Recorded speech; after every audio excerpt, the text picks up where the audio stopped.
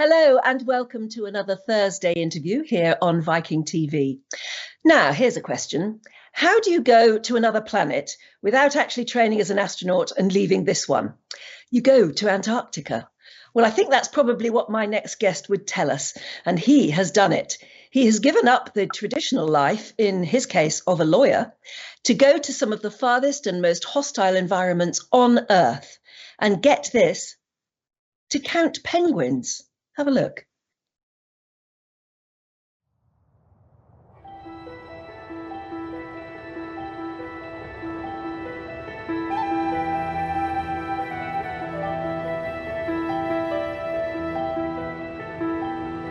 I felt strangely drawn to the mysterious South. I vowed to myself that someday I would go to the region of ice and snow and go on until I came to one of the poles of the Earth, the end of the axis on which this great ball turns. Those words, by the great Antarctic explorer Ernest Shackleton, inspired me to leave my job as a lawyer and begin counting penguins. Well, I bet if my guest is chatting at cocktail parties and is ever asked what he does for a living, I'll bet he stops the whole conversation stone dead by telling them what he does, and then gets a load of questions. What is a penguin counter? How do you do it? Why is it so important to do it? So let's do exactly that and ask those all-important questions about his extraordinary job and life, spending some 30 years charting the lives and, sadly, in some cases, the decline of the penguins of Antarctica. Let's meet then explorer and naturalist extraordinaire, Ron Naveen, and we join him from his home in Washington, D.C. Hello there, Ron. Hi, welcome. Thank you, Anne. It's really great to be with you. Thanks so much. Great to be on Viking TV. Excellent. It's great to talk to you about this extraordinary thing that you do. You've been called a modern-day ancient mariner or a 21st century Dr. Dolittle. How would you describe your job and how you do it and why? I've also been called the Antarctic preacher, although I'm not a very religious guy. But Antarctica is an amazingly spiritual place, and it all started when I was a kid of about 12 or 13. I got into bird watching, and I've gone through all these iterations. Like many, many kids, my parents wanted me to do this, to do that. I wound up being a lawyer in private practice, working for the government on environmental matters. But I quit it all in 1980 to pursue a dream, which was to lead natural history expeditions. And a friend of mine on those trips had been to Antarctica, had actually been an observer on a Japanese whaling trip, a whaling expedition. But he had connections into the tour industry. I wound up getting hired in 1991-92 season to work as a lecturer and expedition leader. And shortly thereafter, I just totally burned out doing that and started up Oceanites, my nonprofit science and education organization. I wanted to give something back. Antarctica is the only place in the world, literally, that's not owned. It's managed by an international treaty that 54 countries participate in. It's all of ours to share for science, peace, and conservation. And what started out as a project just to understand better what was happening at the various tourist locations now has become really important because of the effects of climate change. It's warming faster at the poles than anywhere else. And my penguins, my research subject now, are actually indicators of change. They're animals that can teach us something about how the planet is changing. And in my case, it suggested a way forward to talk to people about adapting to a changing world and how our lives are not much different from those of the penguins. So we're focused on science, we're focused on education and outreach. It's incredibly rewarding, but it's incredibly hard to get there, as you know, and as I certainly can explain. But we proudly are the only nonprofit organization in the world that's running a science project. And our penguin database is used by everyone in the Antarctic Treaty System to ensure the long-term conservation of the seventh continent. So you've been going there for what, some 30, 35 years? I actually started 40 seasons ago. I've only missed 5, just being safe for COVID. I'm sending some of my teammates this year. I'm not going. I probably have amassed 5 or 6 years in real time down there, everything from counting off of yachts and ships to camping.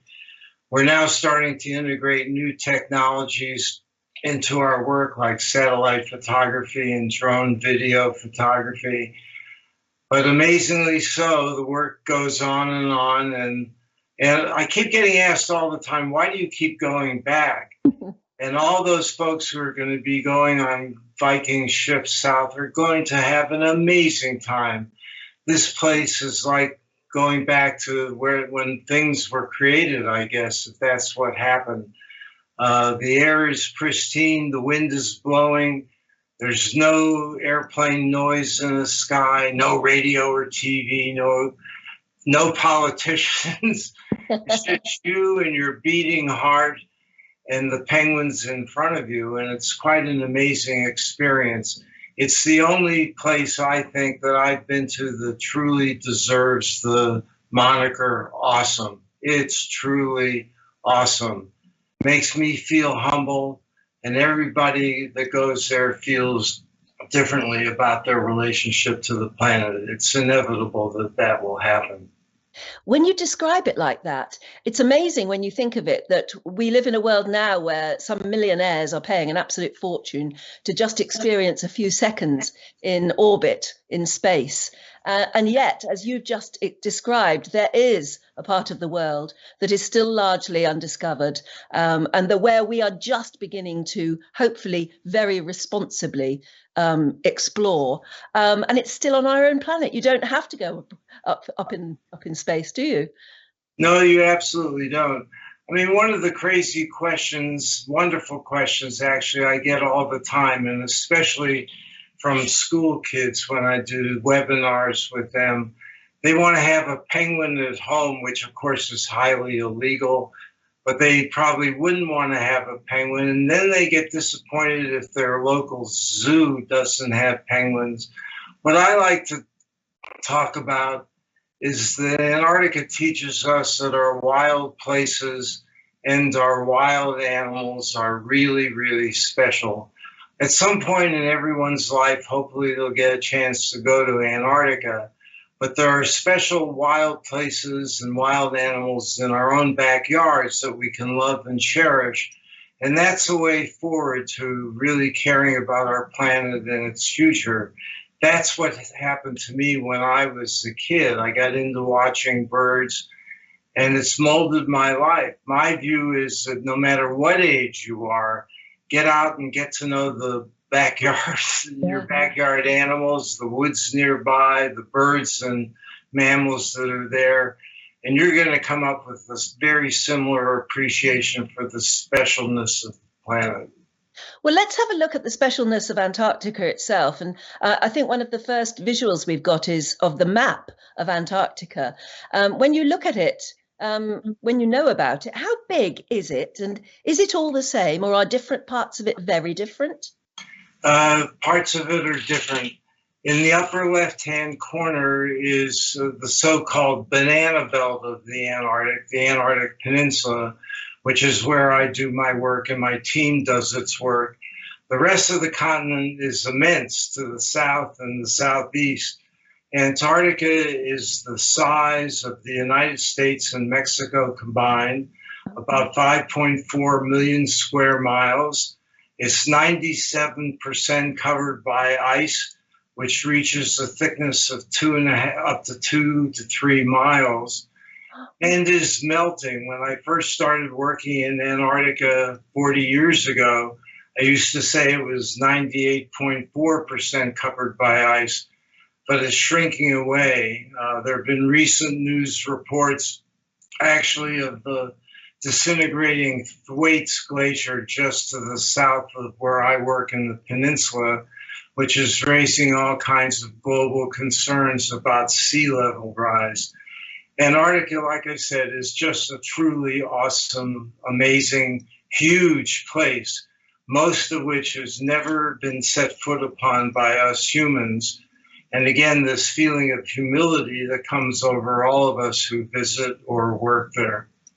You brought back some amazing photographs. I don't know if there are penguins all over Antarctica, but certainly where you visit, you obviously find yourself suddenly in this world, which isn't yours, it's theirs. And they're all over the place, aren't they?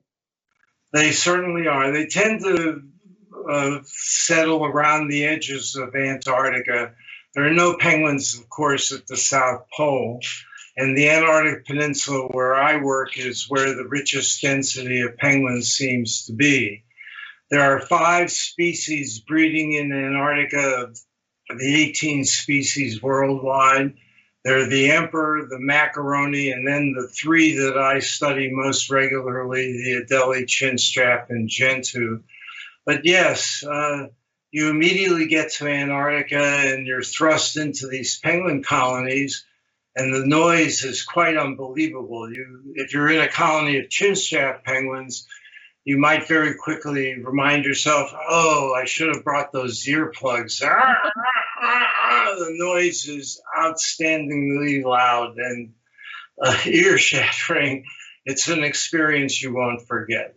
And I gather the smell is pretty overwhelming too. Yes, Antarctic perfume, as we call it. But you get used to that after a while. And in fact, it's quite useful. If the wind is blowing in the right direction, you can actually smell the penguins 8 miles away. I mean, it's pretty unbelievable. I won't get too grody talking about what it's like to fall into a mess of guano, but it's happened to me and my team more than once. And we have to wash ourselves completely down before getting back onto the ship or the yacht we're working on. It's messy stuff. But the guano is really important. It tells us what the animals are eating. If the guano is pink, they're eating krill, which is highly nutritious. Krill being the small finger-sized crustacean-like animal that is the power lunch of the Antarctic. If it's white guano, they're resorting over to eating fish, which is not as nutritious. And actually, we'll get into this a bit, I'm sure, but that's part of the indication of change right now, that the gentoo penguins are adapting better to the warming peninsula by eating more fish and finding krill more readily than the other 2 species. So over the 30 odd years that you've been out there, have you been able to see that for yourself rather than just counting the numbers? Have you seen a change in the way things are with them? Unfortunately, yes, but happily, yes, because we can report that to the world. We camped at a place called Peterman Island from 2003 to 2008, a place where the great French explorer Jean Charcot overwintered in 1909. And 100 years later, we discovered that the gentoo penguin population had grown from about 50 pairs of breeding animals to well over 2,000, and that the Adelie penguin population had declined from about 950 nests to below 500. So yes, we're recording change based on the historical record and actually seeing things before our own eyes. I can now walk gravel beaches that I couldn't walk 40 years ago. The movie, The Penguin Counters, which we're so wonderfully highlighting today, encapsulates our 2015 expedition to an island called Deception Island, where one major colony of chinstrap penguins we recorded and determined had declined by well over 50%. So yes, we're seeing it both in the numbers we're gathering and before our own eyes. And what does that tell us? I mean, you said earlier that they're sort of the barometer for the health of the planet and that we need to learn from that. In fact, didn't you say they're the indicators of ocean health and ultimately the sentinels of change? Well, all your work wouldn't be for any good if we didn't take some notice of that and act on it. So what lessons are they teaching us? They're sending us messages we can't ignore. What's very clear about the penguins, and in fact for all of us biological creatures, indeed we are penguins as well, is that there are some basic vital requirements of life. The Gentoo penguins have adapted quite well to the warming Antarctic ecosystem, while the Adelies and chinstrap penguins have not. And let's keep in mind how warm the warming has been. It's a +3 degrees centigrade year-round in the Antarctic Peninsula, and in winter +5 degrees centigrade. That's a huge amount. People to the north at the United Nations, the Intergovernmental Panel of Climate Change, is trying to keep all of us in the moderate temperate parts of the world to a warming level of +1.5 C. My goodness, my research penguins have already gone up to +3. So the Gentoos are adapting. And what we think it revolves around are these 4 vital requirements of life. All of us creatures need to have food to eat. We need to have a good home or shelter. We have to have an environment free of disease. And obviously we have to keep reproducing kids and grandkids well into the future. If one of those factors happens to fall out of sync, then there may be trouble for survival. What we think is happening is that the Gentoos have adapted to the warmth by fishing more for fish as opposed to krill, or maybe the krill are harder to find. That's one of the intriguing, unclear, not yet answered questions that we're exploring. Has the krill stock diminished or has it moved? The Adelies and chinstraps need to go farther offshore to find food, and they perhaps are having trouble right now. We've got some video of you and your colleagues actually going there and counting them and watching them. And I guess that as we look at that, you can see that human eyes can't be replaced even by technology as far as that's concerned. Only watching them carefully and getting to know how they behave will you be able to learn some of these things that you just put. What are they eating? How are they changing? Yeah, they definitely are changing.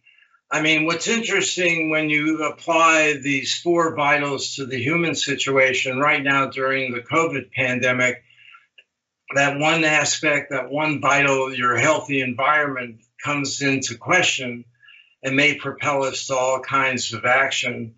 I think by uniquely, as Oceanites does, talking about this adaptation message and thinking about food, home, environment, and kids and grandkids, we're able to start a conversation with people of all kinds of stripes, wherever they live, whatever their nationality, whatever their political leanings. We want to provide folks the information using penguins as our avatar so they can on their own figure out that, this is an issue that long-term we should be interested in and really caring about. So how many people are there involved with you in Oceanites? And, what exactly does it do? Okay. Oceanites, I obviously invite and would love for everybody to go to our website. It is an unusual word. It's spelled OCEANITES.org. The Oceanites were the daughters of the Greek gods Zeus and Tethys. They were 300 sprite-like animals that danced on the surface of the ocean. And that's what I named my organization after. It happens to be the scientific generic name of a storm petrel called the Wilson storm petrel, which breeds in Antarctica and then disperses during the northern summer to all of the rest of the world. So I thought that was an appropriate name for our organization. We have, in good non-COVID seasons, up to 8 or 10 field teams going out on various vessels heading south between November and February to collect penguin nest count data and penguin chick count data. The nest counts are generally done in November and December, the chick counts in January and February. The project is called the Antarctic Site Inventory. It's been going on since 1994. After the data are collected, we come back, put all these data into our database. And within the last 5 years, we have started to develop and we have launched a continent-wide database called MAPPD, M-A-P-P-P-D, which can be found at penguinmap.com. And there we deposit our data, and we've asked and we've gotten the cooperation of all other penguin scientists in Antarctica to contribute data that they've collected plus data that they've published. So we now maintain not only our own work in the Antarctic Peninsula, but maintain this database that everybody in the treaty system uses. Yeah. So we have a number of key partners here. My colleague, Dr. Grant Humphreys, who works out of Scotland, oversees the MAP database. And once we get our full-fledged drone program going, Grant will oversee that. And my colleague, Dr. Heather Lynch at Stony Brook University, who's quite responsible solely for developing the MAP database. Heather's been working with us for over 20 years. Wow, what a team. We send very regularly some of our experienced penguin counters, as well as graduate students from Heather's lab south, to try to get them inculcated into what it's like to walk through the guano and be a penguin counter. Well, we've got a little clip of video which shows at least some of the colleagues that you work with, working on the various projects that you've got. Let's take a look at this.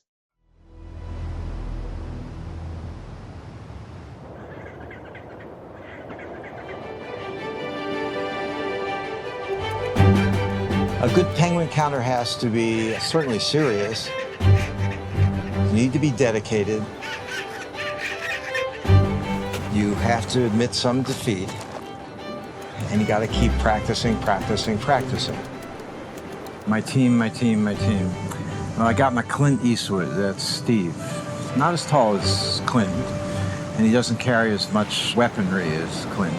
As a kid, I guess my biggest aspiration was to be an astronaut, but I had a knee injury. So I realized that this was a chance to go to another planet.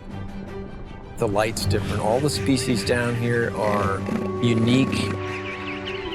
It's shut off from the rest of the planet in many ways. I mean, I've counted penguins for many years, especially these chin straps. They always pick out spots that are very steep and difficult to access. It was pretty wild. I mean, getting dropped off and all of a sudden you're in the middle of a colony of 100,000 penguins. So it was pretty crazy.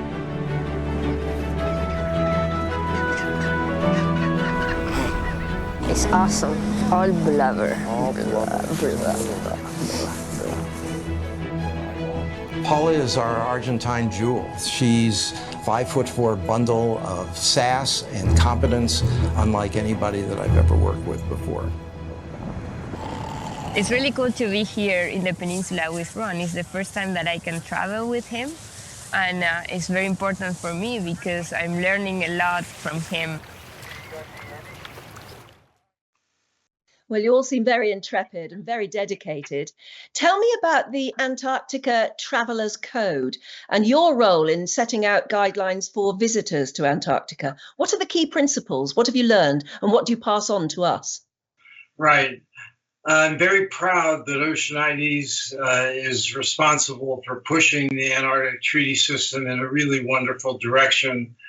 After so many years of leading expeditions myself to the Antarctic, as well as starting to run Oceanites, Oceanites published the first ever Antarctic Traveler's Code. The essence was tread lightly, be careful, try to keep about 15 feet or 5 meters away from all the animals, and tried to spread that in 3 or 4 different languages through our newsletter at the time called the Antarctic Century.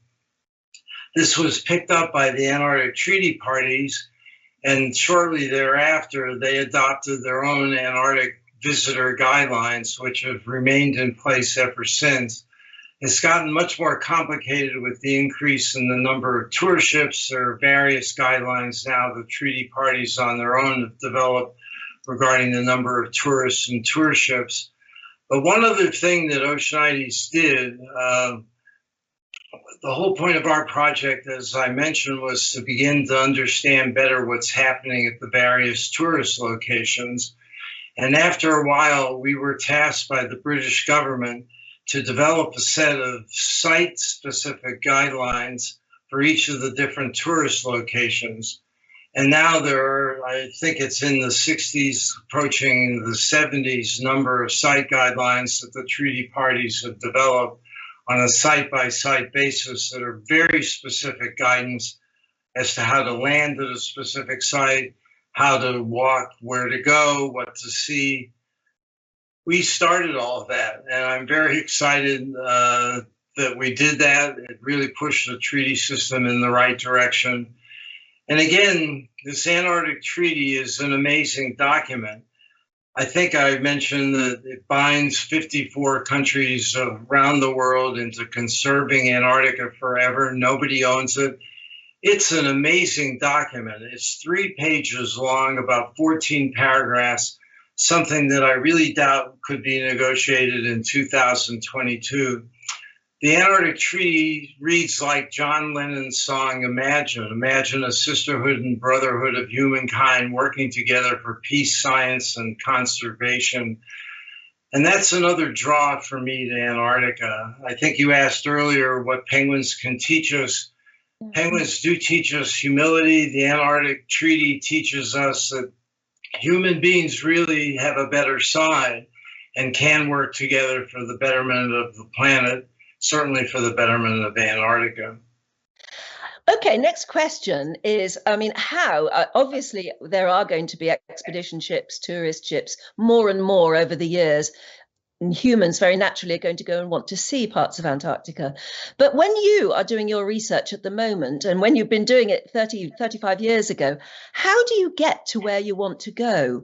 And how do you get your colleagues and all your equipment there as well? Well, we have a lot of excess baggage fees that we pay, bringing computers, bringing cameras, bringing float coats for protection when we go ashore. Through the good graces of various tour companies, and now I'm happy to say working so very closely with Viking, we're going to continue our work. We managed to get in place, and then working very, very closely with the expedition leaders on board, we asked to be put ashore before the guests go ashore to begin our counts, and if possible, to be driven around to other nearby locations to do our work. A lot of this is being supplemented now. We can use satellite photos to some extent, and more particularly, we're beginning to develop the use of drone photography to augment the counts that we do on the ground.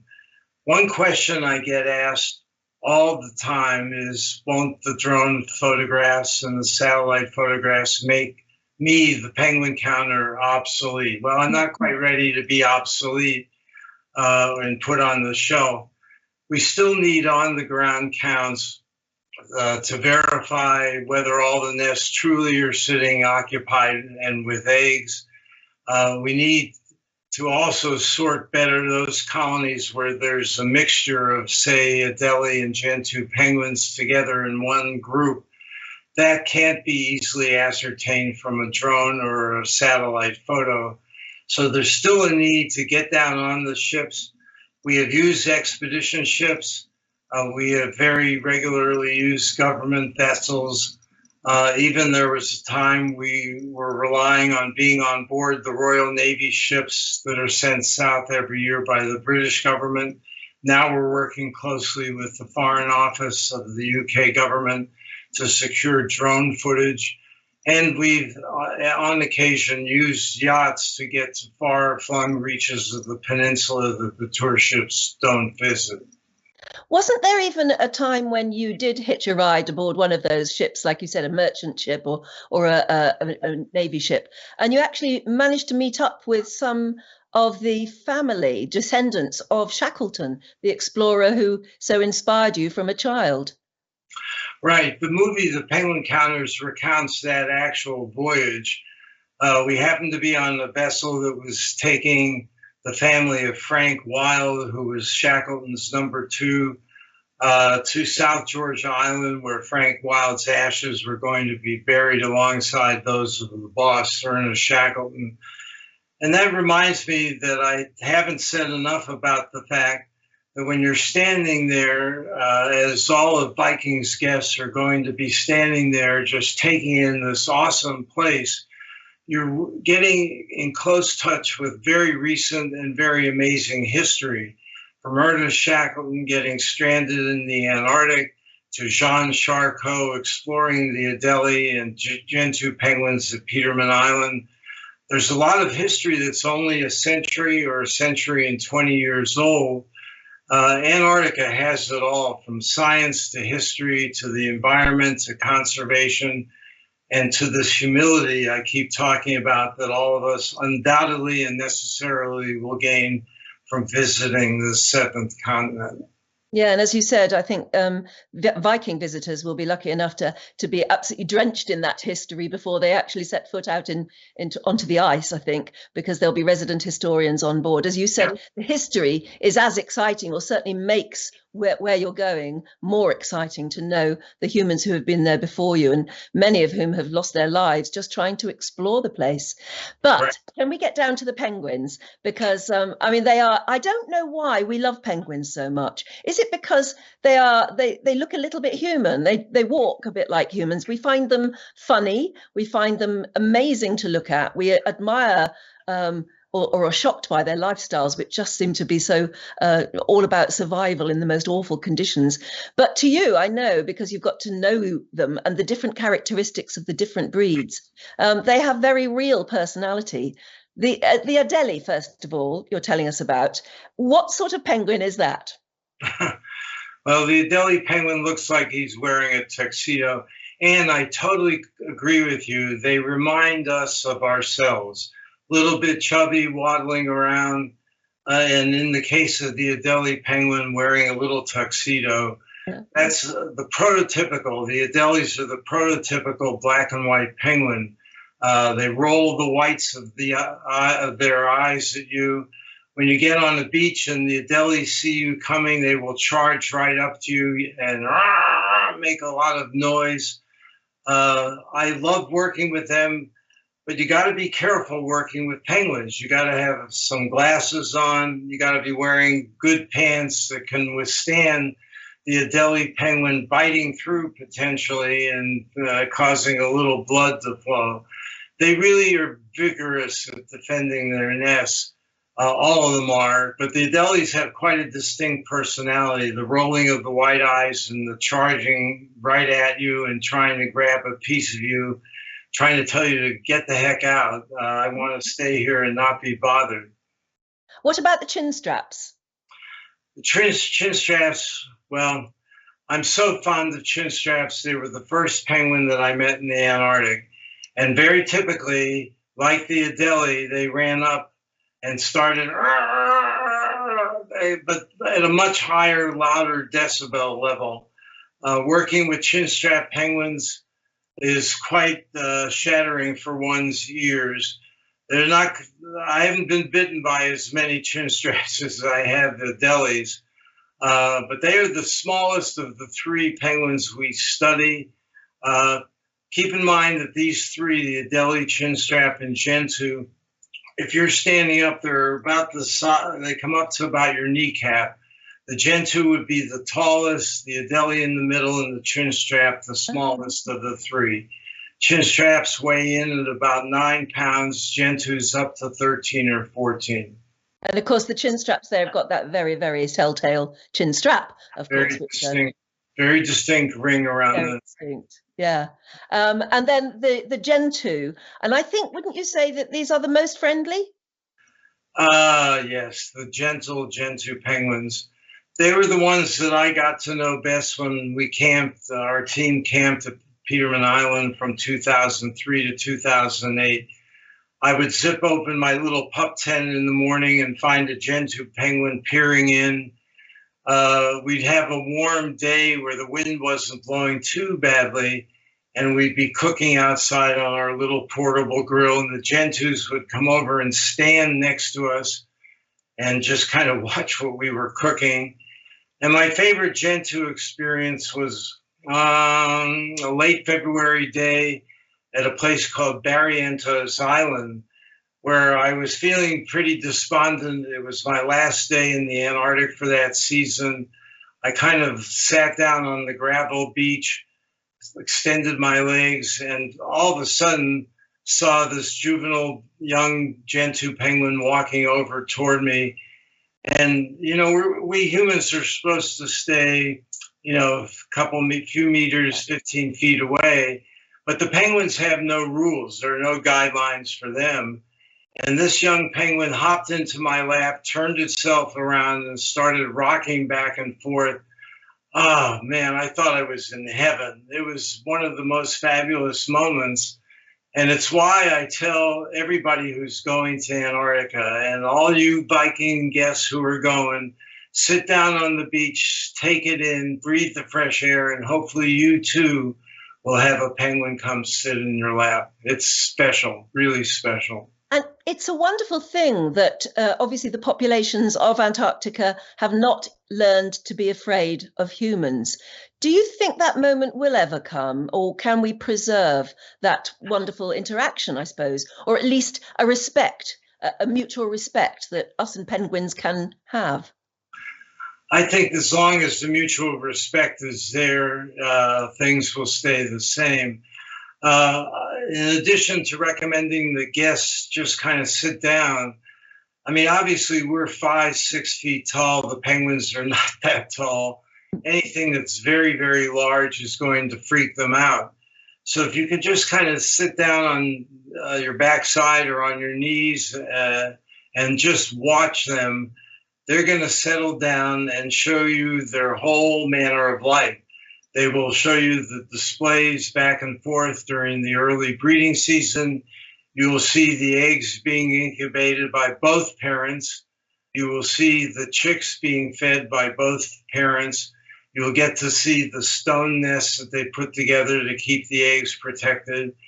It's just an amazing show. So again, if you treat them with respect, get down to their level, you're going to be able to enjoy them a heck of a lot more. It's lovely, that last shot we saw there of you with a whole crowd of them. It looked as though you were conducting a penguin choir. They are just amazing. And I will admit to you that I feel like the luckiest person on the planet to have had the privilege of going to Antarctica and going to Antarctica repeatedly. I mean, I get asked all the time, why do you keep going? You've seen it already. Why go back? Well, I keep going back because of the work we're doing. The science is important. The climate change outreach is important. But from a strictly personal point of view, it's never the same. I haven't kept too accurate notes on this, but it's never the same. There's always something new going on. We observe something new every time. We talked earlier about how I can walk beaches now that I couldn't walk before. Yeah. I find it really weird that I've been doing this so long, I can actually talk about changes that I've seen with my own eyes. But I think it's important to tell that story. It helps the outreach. It helps the narrative about the 4 vitals that we need to continue having food to eat, a good home, a healthy environment, and keep having kids and grandkids. It's really important. Now, when you are counting, you carry a clicker. That's the thing, I think, hanging around your neck. And you click it whenever you see a living nest. Right. So as mentioned, there are 2 counts that we do on the ground. One is the nests and one is the chicks. The nest counts are done mostly in December and November, maybe early January. The hardest part of this is making sure you haven't counted what you've counted before. And if you have small groups of penguins, you can walk a line from right to left or left to right.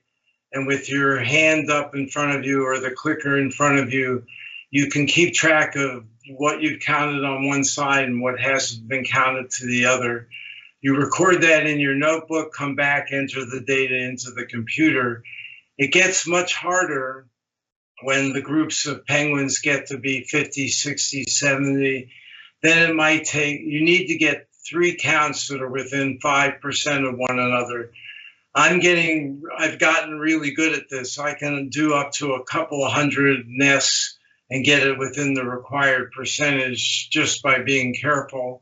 It gets to a point, though, that you realize you really do need photography to help you out. The harder counts are the ones in January and February of the chicks. The chicks will start leaving the nests at about 4 weeks and gather in large creche groups. And they're just going to be running around all over the place. So they're much harder to corral and to count. But yes, the little basic clicker, we still need to rely on them. And as I said earlier, I'm not ready to be obsoleted yet. I'm still working with my clicker. And of course, you can work with that clicker in some very harsh conditions indeed. Yes. We've got another little bit of your video here about extreme penguin counting. Have a look. This is definitely extreme penguin counting, and, you know, counting them in our dreams as they go across us in the fog.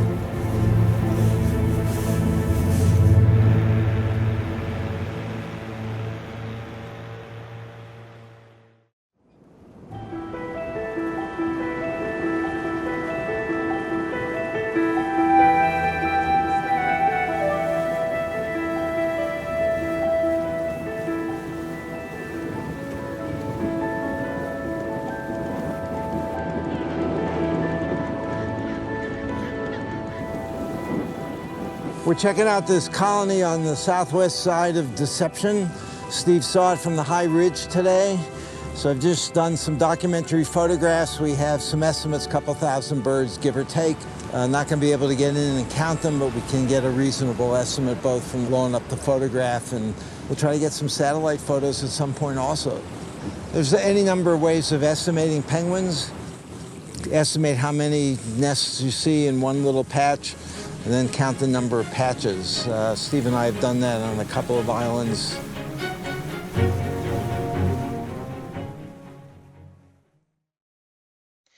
And when you return from a really hard day's counting and you've gone through those atrocious conditions, which would be hard enough if you didn't have another job to do, what do you then do? Do you all sit down and, as you say, then log all your data into a computer? Right. What's the first order of business all the time is entering the data into the computer. We have notebooks full of data, all of our counts. So we all assemble in one of our cabins and somebody mans the computer and we enter in all the data. And then we start taking our clothes off, changing, taking a shower, collapsing, having a bite to eat. The conditions can be pretty harsh. It's very rare to have a sunny moment. And if you do have a sunny moment with no wind, just wait 5 or 10 seconds and the wind will come up. I've had days counting where I did get down to a t-shirt and it may have lasted for about 10 minutes. Then it was back on with the layers. Part of the penguin counters shows us counting during a virtual sleet storm. It can be really very, very terrible and hard. Come back with hands that are freezing, faces swollen. But fortunately, working off of the vessels all the time, you get a chance to warm up, head into the shower, and the recovery is pretty amazing.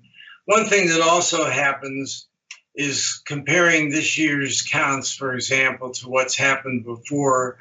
All of us are very intrigued by how the numbers are going up or going down and how this year's count compares to the previous year's count. And we do have that database on our computers. We're all really sensitized to how important the work is, how important it is for the whole treaty system to make sure we have the most up-to-date data in our computer and ready to go. And it's a springboard for trying to ask questions that we haven't yet answered. I mentioned one of them earlier, that while the gentoos are doing well and seemingly adapting to eating more fish, we don't quite know precisely what's happened to the krill population. Some of us suspect it's moved, some of us suspect it's diminished. The warming Antarctic waters perhaps suggests to me that the krill stock is moving into areas where during the penguin breeding season, it's harder for the penguins, especially the adelies and chinstraps, to get to them.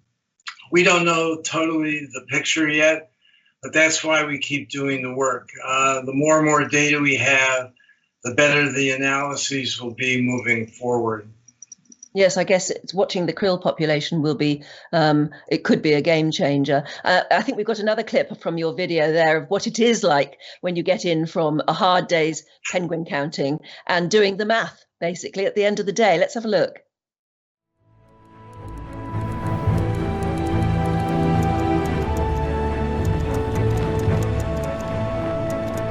I wouldn't be surprised if I counted somewhere close to maybe a little less than 20,000 nests today.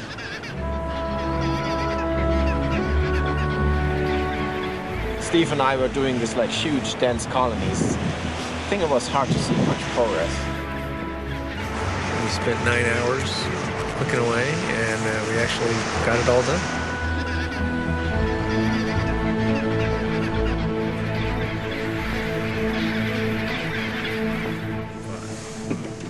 486. 27 across. Everyone's giving Thomas their counts, and at some point in the next few minutes, the computer's going to spit out the final tally at Bailey Head. But first, we're all going to take a guess. Mike, 47,077. You know, 77? Mag's a pessimist, yeah. Bit of German in him, I think. 39,432. Oh, that was like only corner. Okay. All right, everybody ready? Drum line. Thomas, what's the number? Final number is 50,408. 47. 47. Mike. That's pretty amazing news, actually. Nobody's gone that low. Everybody's thought it's been at around 60. And it was reputed to be 100,000 just 20 years ago. So.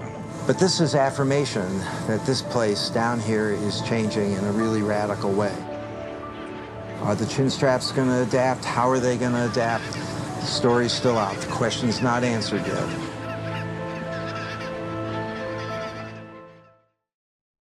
Ron, the film clips that we've been watching come from a film that you made called The Penguin Counters.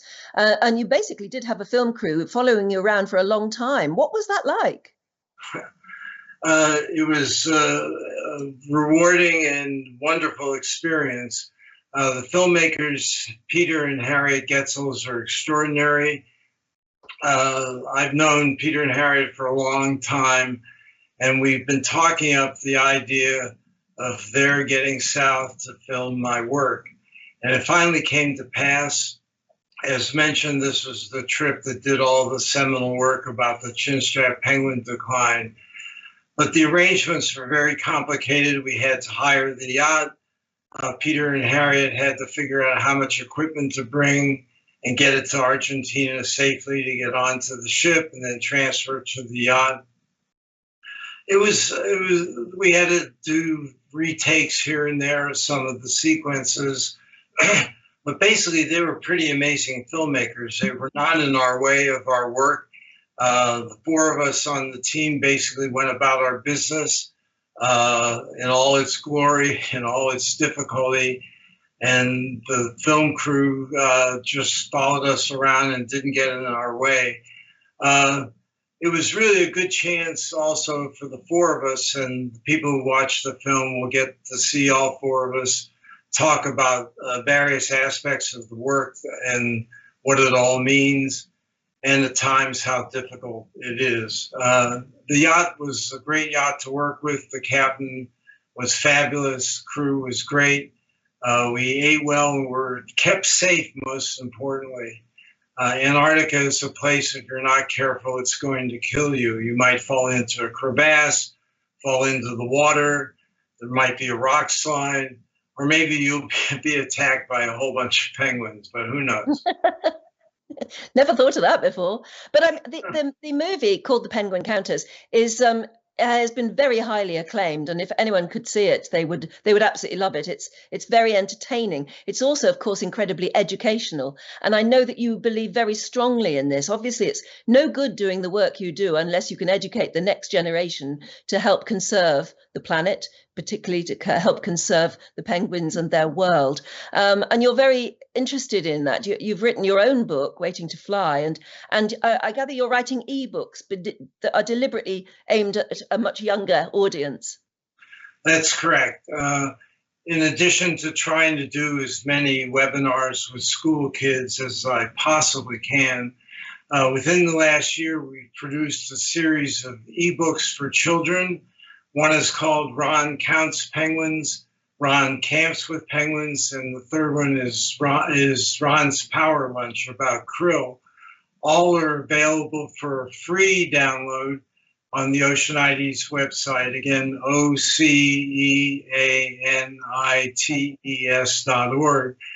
Just enter in your email address and bingo, you'll have 3 ebooks for your kids. And again, the books very much talk about the message that I've been extolling a lot today, the idea of climate adaptation and the 4 vitals: a good home, food to eat, a healthy environment, and having kids and grandkids, and getting out to know the wild places and wild animals in your own backyard. Yeah. Well, nearly so. But the last clip from the movie I want to show now, which is a sort of conclusion. It sort of shows or underlines how important it is to count the penguins and understand the experience that you have when you go there. Let's just have a quick look at this. These are very chatty penguins. They march right up. They want to see your passport. They're yak, yak, yak all the time. Chin straps were the first penguins I ever saw in my life, and I saw them right here, just a little bit below. Since they're my first penguin, I've always had a lot of affection for them.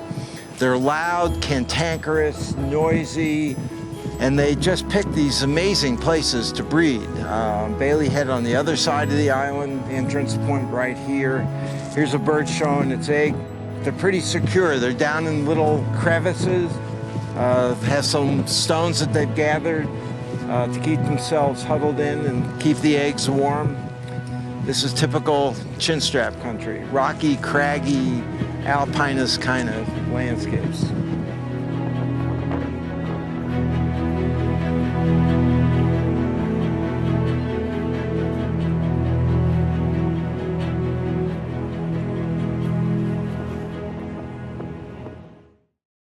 Ron, some of your field scientists are going to be aboard Viking's new expedition ships. Who are they and what will they be doing?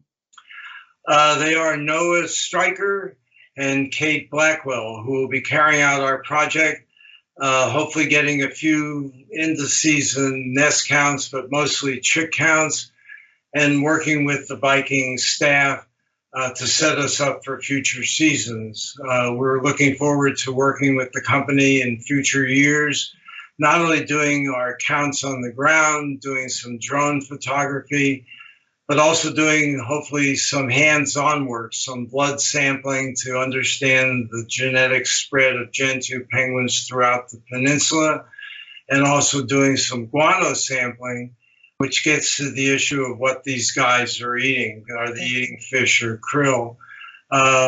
Noah has worked with us a number of years in the past. He is a master's degree graduate of the Lynch Lab at Stony Brook, and also probably the world's champion birder. He has the record for the most number of birds seen in 1 year. He did an international big year a few years back and is an accomplished author himself. Kate Blackwell is a PhD candidate in Heather's lab, and looking forward to training her up and working with her for many, many years to come. I mean, I know that it'll be fun to just go, and it'll be more than fun. It'll be the most incredible experience, actually, to be able to go and actually look out for the penguins. But what else could they be seeing? I mean, we had a lovely photograph earlier where there was a pod of whales going by, pod of killer whales, I presume. What other sort of animals, species, birds, whatever, would be worth pointing out to anyone new to Antarctica? Right. Well, the guests on board are going to have myriad wildlife experiences. In the Drake Passage, there's the possibility of sperm whales, perhaps, but most importantly, albatrosses and flying petrels, giant petrels and pterodroma petrels.